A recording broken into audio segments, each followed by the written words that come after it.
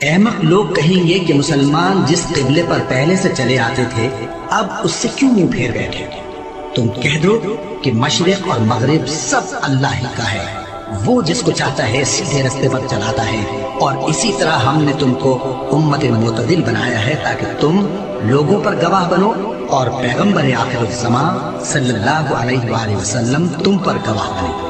اور جس قبلے پر تم پہلے تھے اس کو ہم نے اس لیے مقرر کیا تھا کہ معلوم کریں کہ کون ہمارے پیغمبر کا تابع رہتا ہے اور کون الٹے پاؤں پھر جاتا ہے۔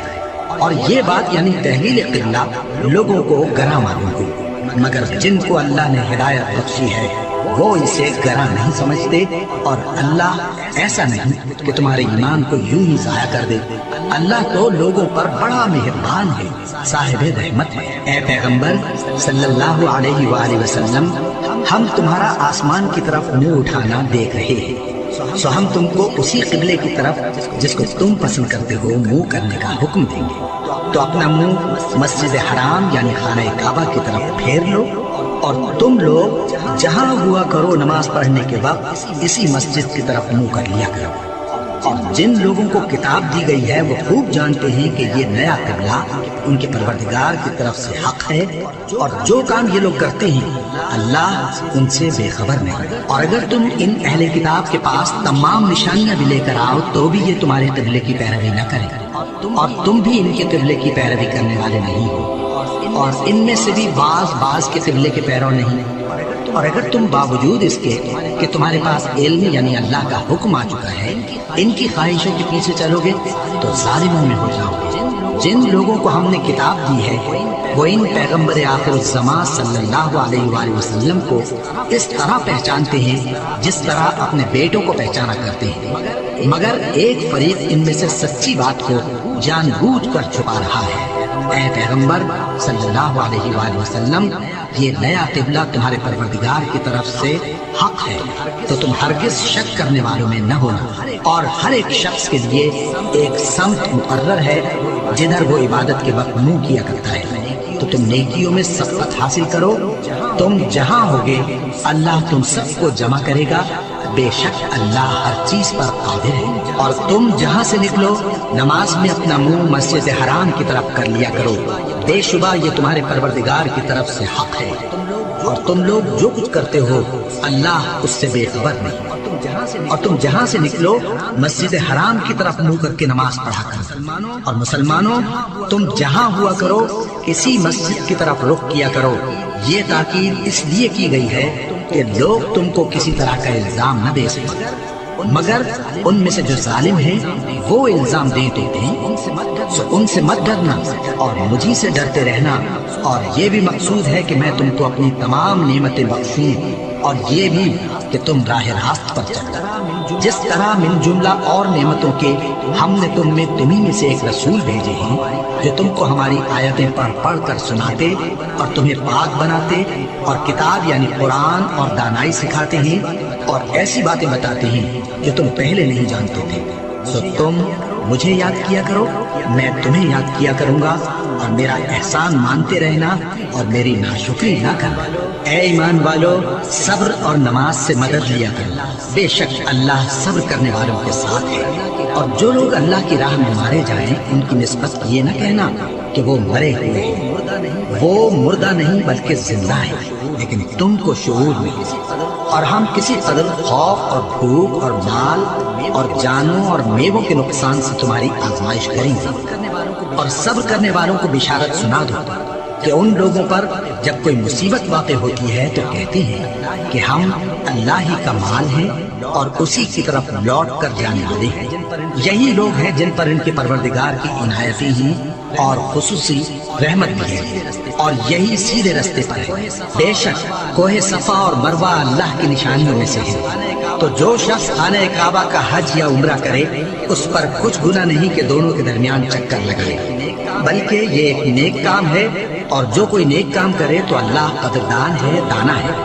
جو لوگ ہمارے حکموں اور ہدایتوں کو جو ہم نے نازل کی ہیں کسی غرض فاسد سے چھپاتے ہیں، باوجود کہ ہم نے ان کو لوگوں کے سمجھانے کے لیے اپنی کتاب میں کھول کھول کر بیان کر دیا ہے۔ ایسوں پر اللہ اور تمام لعنت کرنے والے لعنت کرتے ہیں۔ ہاں، جو توبہ کرتے ہیں اور اپنی حالت درست کر لیتے ہیں اور احکام الہی کو صاف صاف بیان کر دیتے ہیں تو میں ان کے قصور معاف کر دیتا ہوں، اور میں بڑا معاف کرنے والا بڑا مہربان ہوں۔ جو لوگ کافر ہوئے اور کافر ہی مرے، ایسوں پر اللہ کی اور فرشتوں کی اور انسانوں کی سب کی لعنت، وہ ہمیشہ اسی لعنت میں گرفتار رہیں گے۔ ان سے نہ تو عذاب ہلکا ہی کیا جائے گا اور نہ انہیں کچھ مہلت ملے گا۔ اور لوگوں، تمہارا معبود ایک ہی معبود ہے، اس بڑے مہربان اور رحم والے کے سوا کوئی عبادت کے لائق نہیں۔ بے شک آسمانوں اور زمین کے پیدا کرنے میں اور رات اور دن کے ایک دوسرے کے پیچھے آنے جانے میں اور کشتیوں اور جہازوں میں جو سمندر میں لوگوں کے فائدے کے لیے روا ہیں، اور میں جس کو اللہ آسمان سے برساتا اور اس سے زمین کو اس کے مردہ ہو جانے کے بعد زندہ یعنی خشک ہو جانے کے بعد سرسبز کر دیتا ہے، اور زمین پر ہر قسم کے جانور پھیلانے میں اور ہواؤں کے چلانے میں اور بادلوں میں جو آسمان اور زمین کے درمیان گھرے رہتے ہیں، عقل مندوں کے لیے اللہ کی قدرت کی نشانیاں ہیں۔ اور بعض لوگ ایسے ہیں جو غیر اللہ کو اللہ کا شریک بناتے اور ان سے اللہ کی سی محبت کرتے ہیں، لیکن جو ایمان والے ہیں وہ تو اللہ ہی کے سب سے زیادہ دوستدار ہیں۔ اور اے کاش ظالم لوگ جو بات عذاب کے وقت دیکھیں گے اب دیکھ لیتے کہ سب طرح کی طاقت اللہ ہی کو ہے، اور یہ کہ اللہ سخت عذاب کرنے والا ہے۔ اس دن کفر کے پیشوا اپنے پیروں سے بیزاری ظاہر کریں گے اور دونوں عذاب الہی دیکھ لیں گے اور ان کے آپس کے تعلقات منقطع ہو جائیں گے۔ یہ حال دیکھ کر پیروی کرنے والے حسرت سے کہیں گے کہ اے کاش ہمیں پھر دنیا میں جانا نصیب ہو، تاکہ جس طرح یہ ہم سے بیزار ہو رہے ہیں اسی طرح ہم بھی ان سے بیزار ہیں۔ اس طرح اللہ ان کے اعمال حسرت بنا کر دکھائے گا اور وہ دوزخ سے نکل نہیں سکیں گے۔ لوگوں، جو چیزیں زمین میں حلال طیب ہیں وہ کھاؤ، اور شیطان کے قدموں پر نہ چلو، وہ تمہارا کھلا دشمن ہے۔ وہ تو تم کو برائی اور بے حیائی ہی کے کام کرنے کو کہتا ہے، اور یہ بھی کہ اللہ کی نسبت ایسی باتیں کہو جن کا تمہیں کچھ بھی علم نہیں۔ اور جب ان لوگوں سے کہا جاتا ہے کہ جو کتاب اللہ نے نازل فرمائی ہے اس کی پیروی کرو، تو کہتے ہیں نہیں، بلکہ ہم تو اسی چیز کی پیروی کریں گے جس پر ہم نے اپنے باپ دادا کو پایا۔ بھلا اگرچہ ان کے باپ دادا نہ کچھ سمجھتے ہوں اور نہ سیدھے رستے پر ہوں، تب بھی وہ انہی کی تقلید کیے جائیں گے۔ جو لوگ کافر ہیں ان کی مثال اس شخص کی سی ہے جو کسی ایسی چیز کو آواز دے جو پکار اور آواز کے سوا کچھ سن نہ سکے۔ یہ بہرے ہیں، گونگے ہیں، اندھے ہیں کہ کچھ سمجھ ہی نہیں سکتے۔ اے اہل ایمان، جو پاکیزہ چیزیں ہم نے تم کو عطا فرمائی ہیں ان کو کھاؤ، اور اگر اللہ ہی کے بندے ہو تو اس کی نعمتوں کا شکر بھی ادا کرو۔ اس نے تو تم پر بس مرا ہوا جانور اور لہو اور سور کا گوشت اور جس چیز پر اللہ کے سوا کسی اور کا نام پکارا جائے حرام کر دیا ہے۔ ہاں، جو مجبور ہو جائے بشرطے کہ اللہ کی نافرمانی نہ کرے اور حد ضرورت سے باہر نہ نکل جائے، اس پر کچھ گناہ نہیں۔ بے شک اللہ بخشنے والا ہے، رحم کرنے والا ہے۔ جو لوگ اللہ کی کتاب سے ان آیتوں اور ہدایتوں کو جو اس نے نازل فرمائی ہیں چھپاتے اور ان کے بدلے تھوڑی سی قیمت یعنی دنیاوی منفعت حاصل کرتے ہیں، وہ اپنے پیٹوں میں محض آگ بھرتے ہیں۔ ایسے لوگوں سے اللہ قیامت کے دن نہ کلام کرے گا اور نہ ان کو گناہوں سے پاک کرے گا، اور ان کے لیے دکھ دینے والا عذاب ہے۔ یہ وہ لوگ ہیں جنہوں نے ہدایت چھوڑ کر گمراہی اور بخشش چھوڑ کر عذاب خرید لیا۔ یہ آتش جہنم کی کیسے برداشت کرنے والی ہے؟ یہ اس لیے کہ اللہ نے کتاب سچائی کے ساتھ نازل فرمائی، اور جن لوگوں نے اس کتاب میں اختلاف کیا وہ ضد میں آ کر نیکی سے دور ہو گئے۔ نیکی یہی نہیں کہ تم مشرق و مغرب کو قبلہ سمجھ کر ان کی طرف منہ کر لو، بلکہ نیکی یہ ہے کہ لوگ اللہ پر اور روز آخر پر اور فرشتوں پر اور اللہ کی کتاب پر اور پیغمبروں پر ایمان لائیں، اور مال باوجود عزیز رکھنے کے رشتہ داروں اور یتیموں اور محتاجوں اور مسافروں اور مانگنے والوں کو دیں، اور گردنوں کے چھڑانے میں خرچ کریں، اور نماز پڑھیں اور زکوٰۃ دیں، اور جب عہد کر لیں تو اس کو پورا کریں، اور سختی اور تکلیف میں اور جنگ کے وقت ثابت قدم رہیں۔ یہی لوگ ہیں جو ایمان میں سچے ہیں اور یہی ہیں جو اللہ سے ڈرنے والے۔ مومنوں، تم کو مقتولوں کے بارے میں قصاص یعنی خون کے بدلے خون کا حکم دیا جاتا ہے، اس طرح پر کہ آزاد کے بدلے آزاد مارا جائے اور غلام کے بدلے غلام اور عورت کے بدلے عورت۔ اور اگر قاتل کو اس کے مقتول بھائی کے قصاص میں سے کچھ معاف کر دیا جائے تو وارث مقتول کو پسندیدہ طریق سے قرارداد کی پیروی یعنی مطالبہ خون بہا کرنا اور قاتل کو خوشخوئی کے ساتھ ادا کرنا چاہیے۔ یہ تمہارے پروردگار کی طرف سے تمہارے لیے آسانی اور مہربانی ہے۔ اب جو اس کے بعد زیادتی کرے اس کے لیے دکھ کا عذاب ہے۔ اور اے اہل عقل، حکم قصاص میں تمہاری زندگانی ہے کہ تم قتل و خونریزی سے بچو۔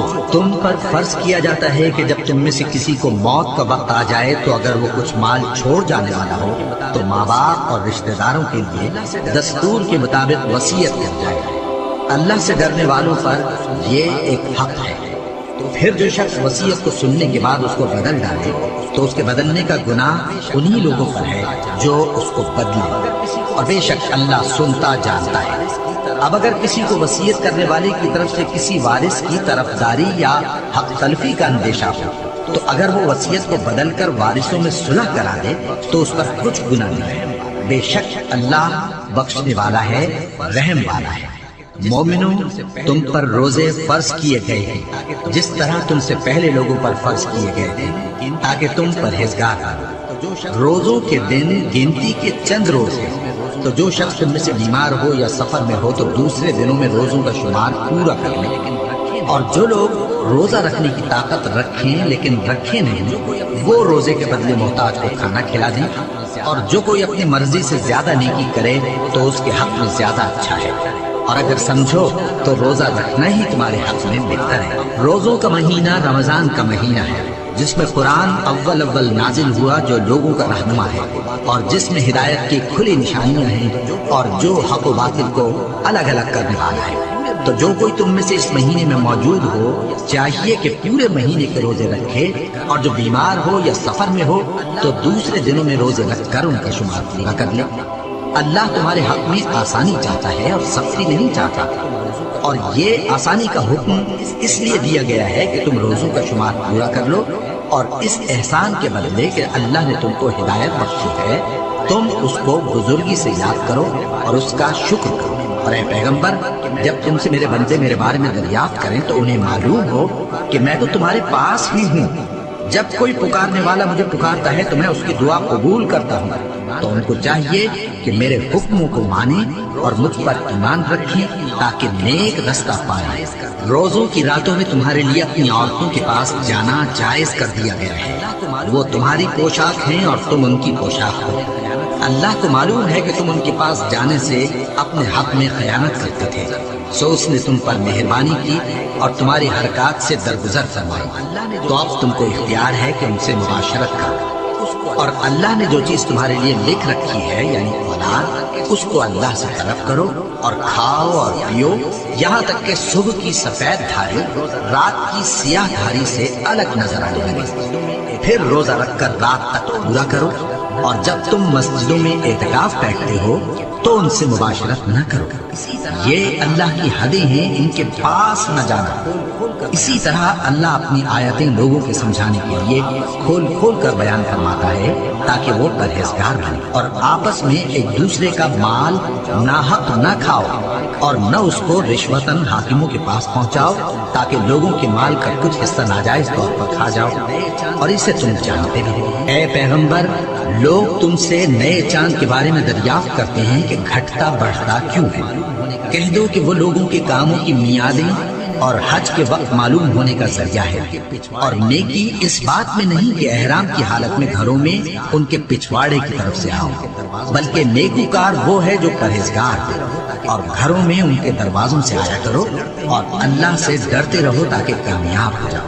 اور جو لوگ تم سے لڑتے ہیں تم بھی اللہ کی راہ میں ان سے لڑو، مگر زیادتی نہ کرنا، کہ اللہ زیادتی کرنے والوں کو دوست نہیں رکھتا۔ اور ان کو جہاں پاؤ قتل کر دو، اور جہاں سے انہوں نے تم کو نکالا ہے یعنی مکے سے، وہاں سے تم بھی ان کو نکال دو۔ اور دین سے گمراہ کرنے کا فساد قتل و خونریزی سے کہیں بڑھ کر ہے۔ اور جب تک وہ تم سے مسجد حرام یعنی خانہ کعبہ کے پاس نہ لڑیں تم بھی وہاں ان سے نہ لڑو۔ ہاں اگر وہ تم سے لڑیں تو تم ان کو قتل کر ڈالو، کافروں کی یہی سزا ہے۔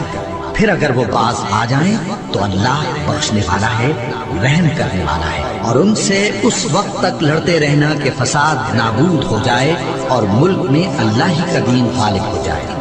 پھر اگر وہ فساد سے باز آ جائیں تو ظالموں کے سوا کسی پر زیادتی نہیں کرنی چاہیے۔ ادب کا مہینہ ادب کے مہینے کے مقابل ہے اور ادب کی چیزیں ایک دوسرے کا بدلہ ہے۔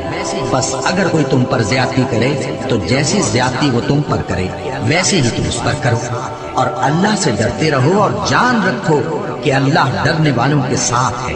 اور اللہ کی راہ میں مال خرچ کرو اور اپنے آپ کو ہلاکت میں نہ ڈالو، اور نیکی کرو، بے شک اللہ نیکی کرنے والوں کو دوست رکھتا ہے۔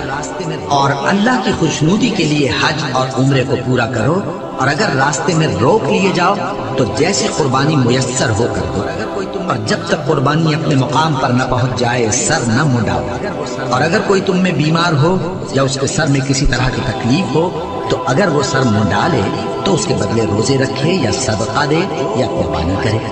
پھر جب تکلیف دور ہو کر تم مطمئن ہو جاؤ تو جو تم میں حج کے وقت تک عمرے سے فائدہ اٹھانا چاہے وہ جیسے قربانی میسر ہو کرے، اور جس کو قربانی نہ ملے وہ 3 روزے ایام حج میں رکھے اور 7 جب واپس ہو۔ یہ پورے 10 کی ہے۔ یہ حکم اس شخص کے لیے ہے جس کے اہل و عیال مکے میں نہ رہتے ہوں۔ اور اللہ سے ڈرتے رہو اور جان رکھو کہ اللہ سخت عذاب دینے والا ہے۔ حج کے مہینے معین ہیں جو معلوم ہیں، تو جو شخص ان مہینوں میں حج کی نیت کر لے تو حج کے دنوں میں نہ عورتوں سے اختلاط کرے، نہ کوئی برا کام کرے اور نہ کسی سے جھگڑے، اور جو نیک کام تم کرو گے وہ اللہ کو معلوم ہو جائے گا۔ اور زاد راہ یعنی رستے کا خرچ ساتھ لے جاؤ، کیونکہ بہترین زاد راہ پرہیزگاری ہے۔ اور اے اہل عقل مجھی سے ڈرتے رہو، اس کا تمہیں کچھ گناہ نہیں کہ حج کے دنوں میں بذریعہ تجارت اپنے پروردگار سے روزی طلب کرو۔ اور جب عرفات سے واپس ہونے لگو تو مشعر حرام یعنی مزدلفہ میں اللہ کا ذکر کرو، اور اس طرح ذکر کرو جس طرح اس نے تم کو سکھایا، اور اس سے پیشتر تم لوگ ان طریقوں سے محض ناواقف تھے۔ پھر جہاں سے اور لوگ واپس ہوں وہیں سے تم بھی واپس ہو، اور اللہ سے بخشش مانگو، بے شک اللہ بخشنے والا ہے، رحمت کرنے والا ہے۔ پھر جب حج کے تمام ارکان پورے کر چکو تو مینا میں اللہ کو یاد کرو جس طرح اپنے باپ دادا کو یاد کیا کرتے تھے، بلکہ اس سے بھی زیادہ۔ اور بعض لوگ ایسے ہیں جو اللہ سے التجا کرتے ہیں کہ اے پروردگار ہم کو جو دینا ہے دنیا ہی میں دے، اور ایسے لوگوں کا آخرت میں کچھ حصہ نہیں۔ اور بعض ایسے ہیں کہ دعا کرتے ہیں کہ پروردگار ہم کو دنیا میں بھی نعمت عطا فرما اور آخرت میں بھی نعمت بخشیو اور دوزخ کے عذاب سے محفوظ رکھیو۔ یہی لوگ ہیں جن کے لیے ان کے کاموں کا حصہ یعنی اجر نیک تیار ہے، اور اللہ جلد حساب لینے والا ہے۔ اور قیام منہ کے دنوں میں جو گنتی کے دن ہیں اللہ کو یاد کرو۔ اگر کوئی جلدی کرے اور 2 ہی دن میں چل دے تو اس پر بھی کچھ گناہ نہیں، اور جو بات تک ٹھہرا رہے اس پر بھی کچھ گناہ نہیں۔ یہ باتیں اس شخص کے لیے ہیں جو اللہ سے ڈرے، اور تم لوگ اللہ سے ڈرتے رہو اور جان رکھو کہ تم سب اس کے پاس جمع کیے جاؤ گے۔ اور کوئی شخص تو ایسا ہے جس کی گفتگو دنیا کی زندگی میں تم کو دلکش معلوم ہوتی ہے، اور وہ اپنے معافی ضمیر پر یعنی اس بات پر جو اس کے دل میں ہے اللہ کو گواہ بناتا ہے، حالانکہ وہ سب جھگڑالو ہے۔ اور جب پیٹ پھیر کر چلا جاتا ہے تو زمین میں دوڑتا پھرتا ہے تاکہ اس میں فتنہ انگیزی کرے اور کھیتی کو برباد اور انسانوں اور حیوانوں کی نسل کو نابود کر دے، اور اللہ فتنہ انگیزی کو پسند نہیں کرتا۔ اور جب اس سے کہا جاتا ہے کہ اللہ سے خوف کر تو غرور اس کو گناہ میں پھنسا دیتا ہے، تو اس کو جہنم کافی ہے اور وہ بہت برا ٹھکانہ ہے۔ اور کوئی شخص ایسا ہے کہ اللہ کی خوشنودی حاصل کرنے کے لیے اپنی جان بیچ ڈالتا ہے، اور اللہ بندوں پر بہت مہربان ہے۔ مومنوں اسلام میں پورے داخل ہو جاؤ اور شیطان کے پیچھے نہ چل جاؤ، وہ تو تمہارا کھلا دشمن ہے۔ پھر اگر تم احکام روشن پہنچ جانے کے بعد لڑکھڑا جاؤ تو جان رکھو کہ اللہ غالب ہے، حکمت والا ہے۔ کیا یہ لوگ اسی بات کے منتظر ہیں کہ ان پر اللہ کا عذاب بادل کے سائبانوں میں نازل ہو اور فرشتے بھی اتر آئیں اور کام تمام کر دیا جائے؟ اور سب کاموں کا رجوع اللہ ہی کی طرف ہے۔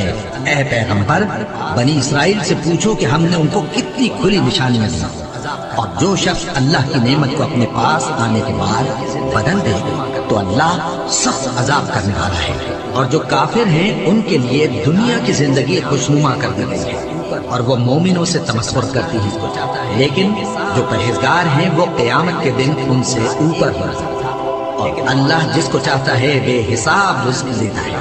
پہلے تو سب لوگوں کا ایک ہی مذہب تھا، لیکن وہ آپس میں اختلاف کرنے لگے تو اللہ نے ان کی طرف بشارت دینے والے اور ڈر سنانے والے پیغمبر بھیجے اور ان پر سچائی کے ساتھ کتابیں نازل کی، تاکہ جن امور میں لوگ اختلاف کرتے تھے ان کا ان میں فیصلہ کریں۔ اور اس میں اختلاف بھی انہی لوگوں نے کیا جن کو کتاب دی گئی تھی، باوجود کہ ان کے پاس کھلے ہوئے احکام آ چکے تھے، اور یہ اختلاف انہوں نے صرف آپس کی ضد سے کیا۔ تو جس امر حق میں وہ اختلاف کرتے تھے اللہ نے اپنی مہربانی سے مومنوں کو اس کی راہ دکھا دی، اور اللہ جس کو چاہتا ہے سیدھا راستہ دکھا دیتا ہے۔ کیا تم یہ خیال کرتے ہو کہ یوں ہی بہشت میں داخل ہو جاؤ گے، اور ابھی تم کو پہلے لوگوں کسی مشکلیں تو پیش آئی ہی نہیں؟ ان کو بڑی بڑی سختیاں اور تکلیفیں پہنچی اور وہ صعوبتوں میں ہلا ہلا دیے گئے، یہاں تک کہ پیغمبر اور مومن لوگ جو ان کے ساتھ تھے سب پکار اٹھے کہ کب اللہ کی مدد آئے گی۔ دیکھو اللہ کی مدد عنقریب آیا چاہتی ہے۔ اے نبی، لوگ تم سے پوچھتے ہیں کہ اللہ کی راہ میں کس طرح کا مال خرچ کریں۔ کہہ دو کہ جو چاہو خرچ کرو، لیکن جو مال خرچ کرنا چاہو وہ درجہ بدرجہ اہل استحقاق یعنی ماں باپ کو اور قریب کے رشتہ داروں کو اور یتیموں کو اور محتاجوں کو اور مسافروں کو سب کو دو، اور جو بھلائی تم کرو گے اللہ اس کو جانتا ہے۔ مسلمانوں، تم پر اللہ کے راستے میں لڑنا فرض کر دیا گیا ہے، اور وہ تمہیں ناگوار تو ہوگا، مگر عجب نہیں کہ ایک چیز تم کو بری لگے اور وہ تمہارے حق میں بھلی ہو، اور عجب نہیں کہ ایک چیز تم کو بھلی لگے اور وہ تمہارے لیے مضر ہو، اور ان باتوں کو اللہ ہی بہتر جانتا ہے اور تم نہیں جانتے۔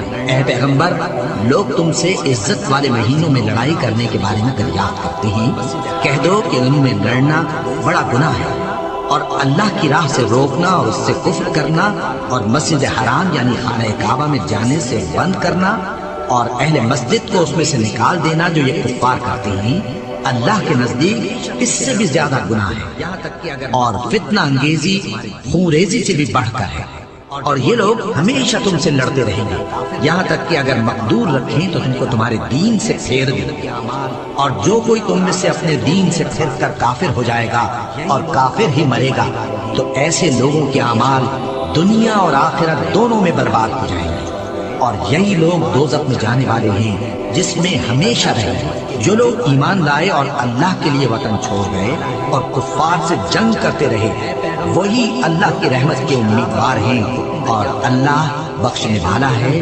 رحمت کرنے والا ہے۔ اے پیغمبر، لوگ تم سے شراب اور جوئے کا حکم دریافت کرتے ہیں، کہہ دو کہ ان میں گناہ بڑے ہیں اور لوگوں کے لیے کچھ فائدے بھی ہیں، مگر ان کے گناہ فائدوں سے کہیں زیادہ ہیں، اور یہ بھی تم سے پوچھتے ہیں کہ اللہ کی راہ میں کون سا مال خرچ کریں، کہہ دو کہ جو ضرورت سے زیادہ ہو۔ اس طرح اللہ تمہارے لیے اپنے احکام کھول کھول کر بیان فرماتا ہے تاکہ تم سوچو، یعنی دنیا اور آخرت کی باتوں میں غور کرو۔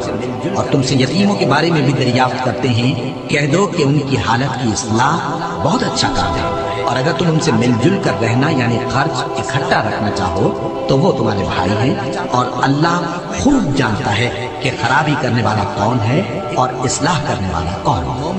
اور اگر اللہ چاہتا تو تم کو تکلیف میں ڈال دیتا، بے شک اللہ غالب ہے، حکمت والا ہے۔ اور مومنوں، مشرک عورتوں سے جب تک وہ ایمان نہ لائیں نکاح نہ کرنا، کیونکہ مشرک عورت خواہ تم کو کیسی ہی بھلی لگے اس سے مومن لونڈی بہتر ہے، اور اسی طرح مشرک مرد جب تک ایمان نہ لائیں مومن عورتوں کو ان کی زوجیت نہ دیں، کیونکہ مشرک مرد سے خواہ وہ تم کو کیسا ہی بھلا لگے مومن غلام بہتر ہے۔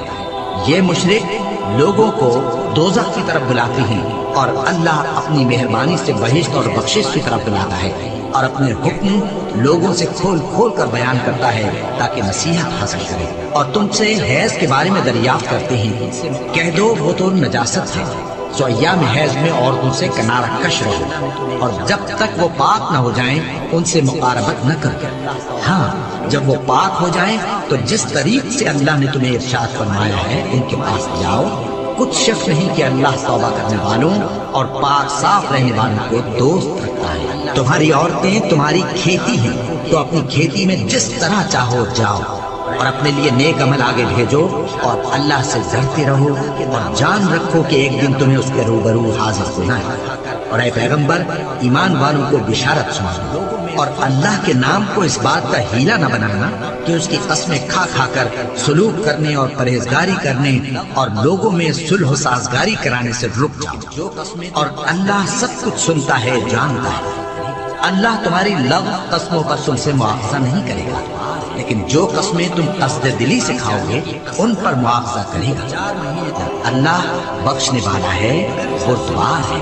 جو لوگ اپنی عورتوں کے پاس جانے کی قسم کھا لیں ان کو 4 مہینے تک انتظار کرنا چاہیے۔ اگر اس عرصے میں قسم سے رجوع کر لیں تو اللہ بخشنے والا ہے، مہربان ہے۔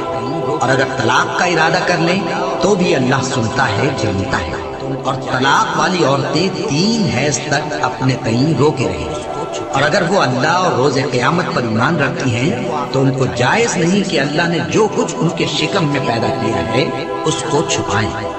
اور ان کی خاوند اگر پھر موافقت چاہیں تو اس مدت میں وہ ان کو اپنی زوجیت میں لے لینے کے زیادہ حقدار ہیں۔ اور عورتوں کا حق مردوں پر ویسا ہی ہے جیسے دستور کے مطابق مردوں کا حق عورتوں پر ہے، البتہ مردوں کو عورتوں پر 1 درجہ فضیلت ہے، اور اللہ غالب ہے، صاحب حکمت ہے۔ طلاق صرف 2 بار ہے، یعنی جب 2 دفعہ طلاق دے دی جائے تو پھر عورتوں کو یا تو بطریق شائستہ نکاح میں رہنے دینا ہے یا بھلائی کے ساتھ چھوڑ دینا۔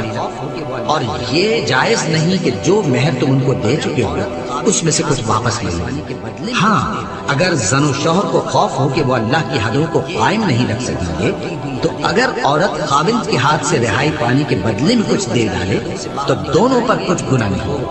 یہ اللہ کی مقرر کی ہوئی حدیں ہیں، ان سے باہر نہ نکلنا، اور جو لوگ اللہ کی حدوں سے باہر نکل جائیں گے وہ گنہگار ہوں گے۔ پھر اگر شوہر 2 طلاقوں کے بعد تیسری طلاق عورت کو دے دے تو اس کے بعد جب تک عورت کسی دوسرے شخص سے نکاح نہ کر لے اس پہلے شوہر پر حلال نہ ہوگی۔ ہاں، اگر دوسرا خاوند بھی طلاق دے دے اور عورت اور پہلا خاوند پھر ایک دوسرے کی طرف رجوع کر لیں تو ان پر کچھ گناہ نہیں، بشرطے کہ دونوں یقین کریں کہ اللہ کی حدوں کو قائم رکھ سکیں گے، اور یہ اللہ کی حدیں ہیں، ان کو وہ ان لوگوں کے لیے بیان فرماتا ہے جو علم رکھتے ہیں۔ اور جب تم عورتوں کو 2 دفعہ طلاق دے چکو اور ان کی عدت پوری ہو جائے تو انہیں یا تو حسن سلوک سے نکاح میں رہنے دو یا بطریق شائستہ رخصت کر دو، اور اس نیت سے ان کو نکاح میں نہ رہنے دینا چاہیے کہ انہیں تکلیف دو اور ان پر زیادتی دے، اور جو ایسا کرے گا وہ اپنا ہی نقصان کرے گا۔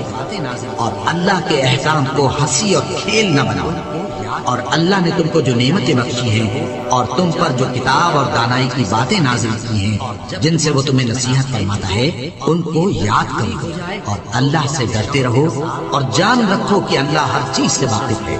اور جب تم عورتوں کو طلاق دے چکو اور ان کی عدت پوری ہو جائے تو ان کو اپنے شوہروں کے ساتھ جب وہ آپس میں جائز طور پر راضی ہو جائیں نکاح کرنے سے مت روکو۔ اس حکم سے اس شخص کو نصیحت کی جاتی ہے جو تم میں اللہ اور روز آخر پر یقین رکھتا ہے۔ یہ تمہارے لیے نہایت خوب اور بہت پاکیزگی کی بات ہے، اور اللہ جانتا ہے اور تم نہیں جانتے۔ اور مائیں اپنے بچوں کو پورے 2 سال دودھ پلائیں، یہ حکم اس شخص کے لیے ہے جو پوری مدت تک دودھ پلوانا چاہے، اور دودھ پلانے والی ماؤں کا کھانا اور کپڑا دستور کے مطابق باپ کے ذمہ ہوگا۔ کسی شخص کو اس کی طاقت سے زیادہ تکلیف نہیں دی جاتی، تو یاد رکھو کہ نہ تو ماں کو اس کے بچے کے سبب نقصان پہنچایا جائے اور نہ باپ کو اس کی اولاد کی وجہ سے نقصان پہنچایا جائے، اور اسی طرح نان و نفقہ بچے کے وارث کے ذمہ ہے۔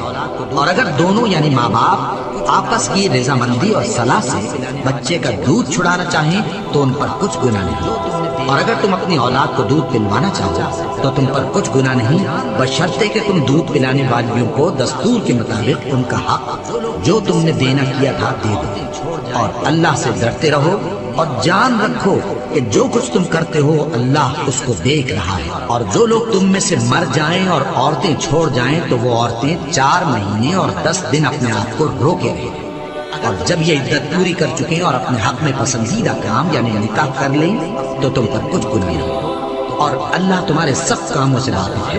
اگر تم اشارے کنائے میں عورتوں کو نکاح کا پیغام بھیجو یا نکاح کی خواہش کو اپنے دلوں میں مخفی رکھو تو تم پر کچھ گناہ نہیں۔ اللہ کو معلوم ہے کہ تم ان سے نکاح کا ذکر کرو گے، مگر ایام عدت میں اس کے سوا کے دستور کے مطابق کوئی بات کہہ دو، پوشیدہ طور پر ان سے قول و قرار نہ کرنا، اور جب تک عدت پوری نہ ہو نکاح کا پختہ ارادہ نہ کرنا، اور جان رکھو کہ جو کچھ تمہارے دلوں میں ہے اللہ کو سب معلوم ہے، تو اس سے ڈرتے رہو اور جان رکھو کہ اللہ بخشنے والا ہے، علم والا ہے۔ اور اگر تم عورتوں کو ان کے پاس جانے یا ان کا مہر مقرر کرنے سے پہلے طلاق دے دو تو تم پر کچھ گناہ نہیں، ہاں ان کو دستور کے مطابق کچھ خرچ ضرور دو، یعنی مقدور والا اپنے مقدور کے مطابق دے اور تنگ دست اپنی حیثیت کے مطابق۔ نیک لوگوں پر یہ ایک طرح کا حق ہے، اور اگر تم عورتوں کو ان کے پاس جانے سے پہلے طلاق دے دو لیکن مہر مقرر کر چکے ہو تو آدھا مہر دینا ہوگا۔ ہاں اگر عورتیں مہر بخش دیں یا مرد جن کے ہاتھ میں عقد نکاح ہے اپنا حق چھوڑ دیں اور پورا مہر دے دیں تو ان کو اختیار ہے، اور اگر تم مرد لوگ ہی اپنا حق چھوڑ دو تو یہ پرہیزگاری کی بات ہے، اور آپس میں بھلائی کرنے کو فراموش نہ کرنا۔ کچھ شک نہیں کہ اللہ تمہارے سب کاموں کو دیکھ رہا ہے۔ مسلمانوں، سب نمازیں خصوصاً بیچ کی نماز یعنی نماز عصر پورے اہتمام کے ساتھ ادا کرتے رہو اور اللہ کے آگے ادب سے کھڑے رہا کرو۔ پھر اگر تم خوف کی حالت میں ہو تو پیادے یا سوار جس حال میں ہو نماز پڑھ لو۔ پھر جب امن و اطمینان ہو جائے تو جس طریق سے اللہ نے تم کو سکھایا ہے جو تم پہلے نہیں جانتے تھے اللہ کو یاد کرو، اور جو لوگ تم میں سے مر جائیں اور عورتیں چھوڑ جائیں وہ اپنی عورتوں کے حق میں وصیت کر جائیں کہ ان کو 1 سال تک خرچ دیا جائے اور گھر سے نہ نکالا جائے۔ ہاں اگر وہ خود گھر سے چلی جائیں اور اپنے حق میں پسندیدہ کام یعنی نکاح کر لیں تو تم پر کچھ گناہ نہیں، اور اللہ زبردست ہے، حکمت والا ہے۔ اور مطلقہ عورتوں کو بھی دستور کے مطابق نان و نفقہ دینا چاہیے، پرہیزگاروں پر یہ بھی حق ہے۔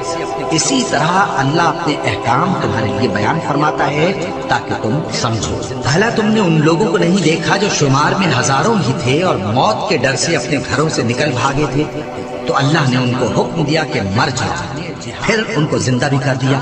کچھ شک نہیں کہ اللہ لوگوں پر مہربانی رکھتا ہے، لیکن اکثر لوگ شکر نہیں کرتے۔ اور مسلمانوں، اللہ کی راہ میں جہاد کرو اور جان رکھو کہ اللہ سب کچھ سنتا ہے، سب کچھ جانتا ہے۔ کون ہے کہ اللہ کو قرض حسنہ دے کہ وہ اس کے بدلے اس کو کئی گنا زیادہ دے گا، اور اللہ ہی روزی کو تنگ کرتا اور وہی اسے کشادہ کرتا ہے، اور تم اسی کی طرف لوٹ کر جاؤ گے۔ بھلا تم نے بنی اسرائیل کی ایک جماعت کو نہیں دیکھا جس نے موسیٰ کے بعد اپنے پیغمبر سے کہا کہ آپ ہمارے لیے ایک بادشاہ مقرر کر دیں تاکہ ہم اللہ کی راہ میں جہاد کریں؟ پیغمبر نے کہا کہ اگر تم کو جہاد کا حکم دیا جائے تو ایسا تو نہیں کہ لڑنے سے پہلو ہی کرو۔ وہ کہنے لگے کہ ہم اللہ کی راہ میں کیوں نہ لڑیں گے جبکہ ہم وطن سے خارج اور بال بچوں سے جدا کر دیے گئے۔ پھر جب ان کو جہاد کا حکم دیا گیا تو چند اشخاص کے سوا سب پھر گئے، اور اللہ ظالموں سے خوب واقف ہے۔ اور پیغمبر نے ان سے یہ بھی کہا کہ اللہ نے تم پر طالوت کو بادشاہ مقرر فرمایا ہے۔ وہ بولے کہ اسے ہم پر بادشاہی کا حق کیوں کر ہو سکتا ہے؟ اس سے بڑھ کر بادشاہی کے مستحق تو ہم ہیں، اور اس کے پاس تو بہت سی دولت بھی نہیں ہوئی۔ پیغمبر نے کہا کہ اللہ نے اس کو تم پر فضیلت دی ہے اور بادشاہی کے لیے منتخب فرمایا ہے۔ اس نے اسے علم بھی بہت سا بخشا ہے اور تن و توش بھی بڑا عطا کیا ہے، اور اللہ کو اختیار ہے جسے چاہے بادشاہی بخشے، وہ بڑا کشائش والا ہے، دانا ہے۔ اور پیغمبر نے ان سے کہا کہ ان کی یعنی طالوت کی بادشاہی کی نشانی یہ ہے کہ تمہارے پاس وہ صندوق آئے گا جس کو فرشتے اٹھائے ہوئے ہوں گے، اس میں تمہارے پروردگار کی طرف سے تسلی بخشنے والی چیز ہوگی اور کچھ اور چیزیں بھی ہوں گی جو موسیٰ اور ہارون چھوڑ گئے تھے۔ اگر تم ایمان رکھتے ہو تو یہ تمہارے لیے ایک بڑی نشانی ہے۔ غرض جب طالوت فوجیں لے کر روانہ ہوا تو اس نے ان سے کہا کہ اللہ ایک نہر سے تمہاری آزمائش کرنے والا ہے، جو شخص اس میں سے پانی پی لے گا اس کی نسبت تصور کیا جائے گا کہ وہ میرا نہیں، اور جو نہ پیے گا وہ سمجھا جائے گا کہ میرا ہے۔ ہاں اگر کوئی ہاتھ سے چلو بھر پانی لے لے تو خیر۔ جب وہ لوگ نہر پر پہنچے تو چند آدمیوں کے سوا سب نے پانی پی لیا۔ پھر جب طالوت اور مومن لوگ جو اس کے ساتھ تھے نہر کے پار ہو گئے تو کہنے لگے کہ آج ہم میں جالوت اور اس کے لشکر سے مقابلہ کرنے کی طاقت نہیں تھی۔ جو لوگ یقین رکھتے تھے کہ ان کو اللہ کے روبرو حاضر ہونا ہے وہ کہنے لگے کہ بسا اوقات تھوڑی سی جماعت نے اللہ کے حکم سے بڑی جماعت پر فتح حاصل کی ہے، اور اللہ ثابت قدم رہنے والوں کے ساتھ ہے۔ اور جب وہ لوگ جالوت اور اس کے لشکر کے مقابل میں آئے تو اللہ سے دعا کی کہ اے پروردگار ہم پر صبر کے بہانے کھول دے اور ہمیں لڑائی میں ثابت قدم رکھ اور لشکر کفار پر فتح یاب کر۔ تو طالوت کی فوج نے اللہ کے حکم سے ان کو شکست دے دی، اور داؤد نے جالوت کو قتل کر ڈالا، اور اللہ نے ان کو بادشاہی اور دانائی بخشی اور جو کچھ چاہا سکھایا۔ اور اگر اللہ لوگوں کو ایک دوسرے پر چڑھائی اور حملہ کرنے سے نہ ہٹاتا رہتا تو کرۂ ارض تباہ ہو جاتا، لیکن اللہ اہل عالم پر بڑا مہربان ہے۔ یہ اللہ کی آیتیں ہیں جو ہم تم کو سچائی کے ساتھ پڑھ کر سناتے ہیں، اور اے محمد صلی اللہ علیہ وآلہ وسلم تم بلا شبہ پیغمبروں میں سے